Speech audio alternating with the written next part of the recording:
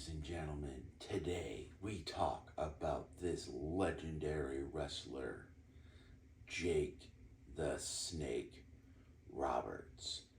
And if you haven't picked up either this Funko or this DVD, I definitely recommend both. The Funko has the snake with Jake, which is the only way you should have a Funko with Jake the Snake. Jake the Snake was one of those unique wrestlers that never had to raise his voice to get his point across. Like so many wrestlers, they would have to raise their voice to get their point across, but he never did. And he has had one of the most legendary careers in history. His father was in wrestling, so that kind of helped him get into wrestling. Um, he traveled to territories like Mid-Atlantic Championship Wrestling, Georgia Championship Wrestling, Mid-South Wrestling, teamed with Ricky the Dragon Steamboat, had matches with iconic wrestlers still kind of coming into their own like he was.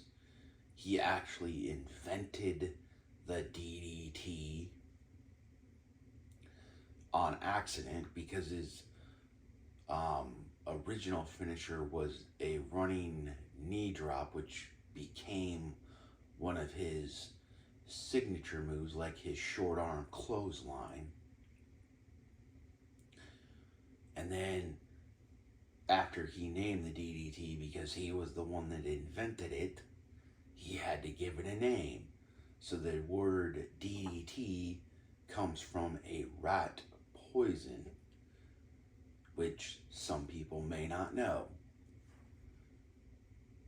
And of course, he had legendary feuds with Ricky the Dragon Steamboat, where he dropped him on his head in a Saturday night's main event on the floor.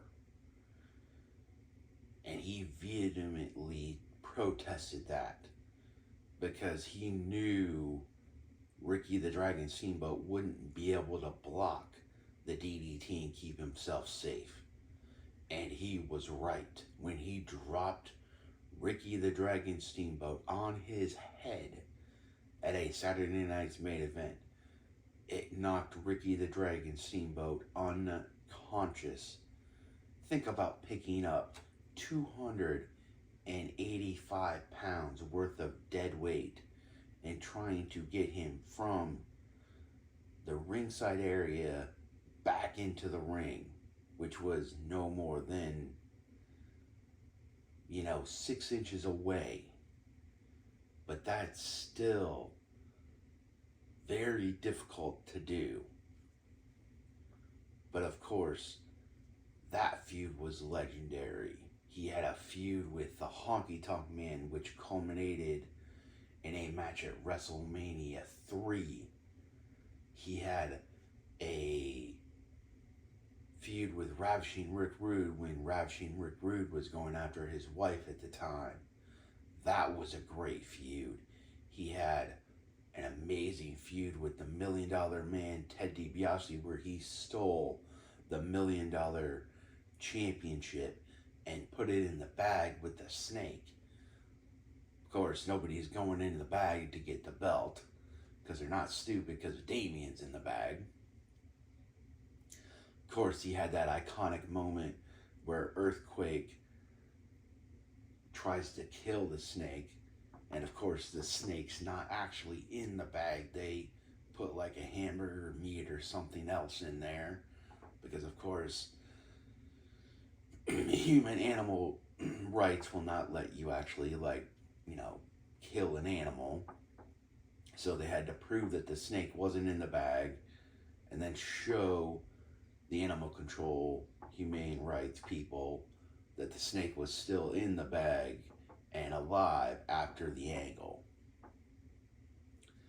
And of course, he would um, be one of the only people to win.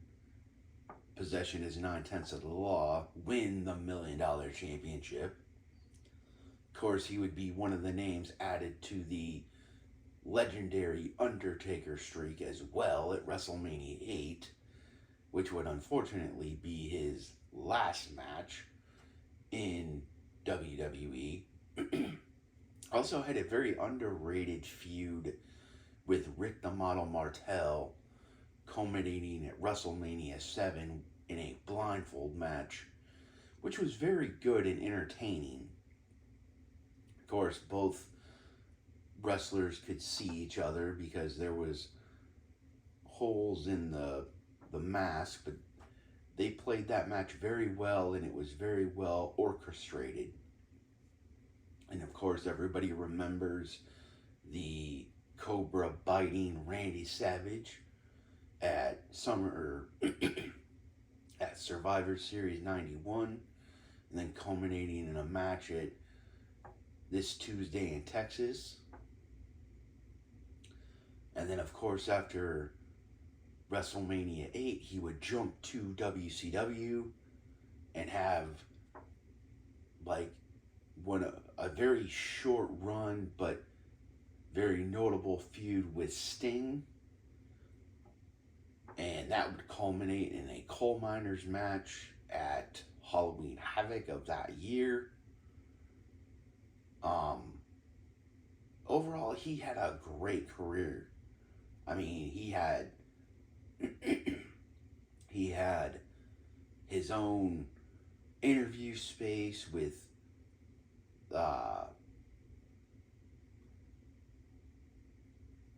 his snakes and whatnot, and he was actually supposed to feud with Hulk Hogan, and he actually dropped him with a DDT on his own little show, the Snake Pit,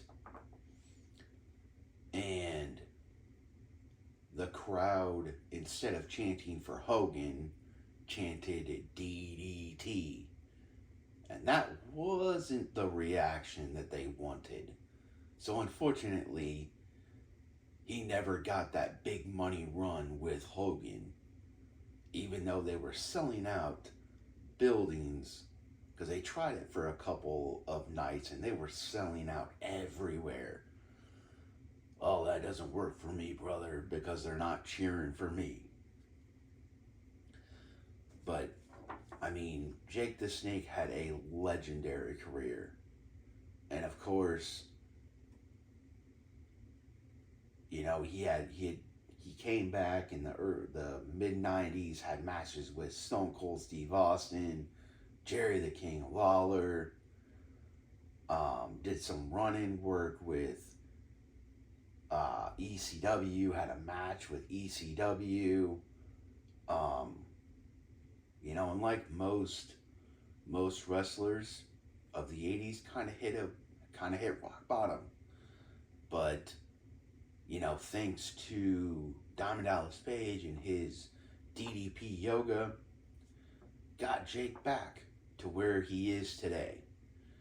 And he's still living life, still enjoying life, still, I'm assuming, still under contract with AEW, but since AEW doesn't know how to use people, he's just sitting at home collecting a paycheck. Of course, he has his own little YouTube thing, but I mean, Jake the Snake Roberts, legendary career, Hall of Famer, invented the DDT. I would definitely recommend picking up both the Jake the Snake Roberts DVD and the Jake the Snake Roberts Funko with the snake, of course.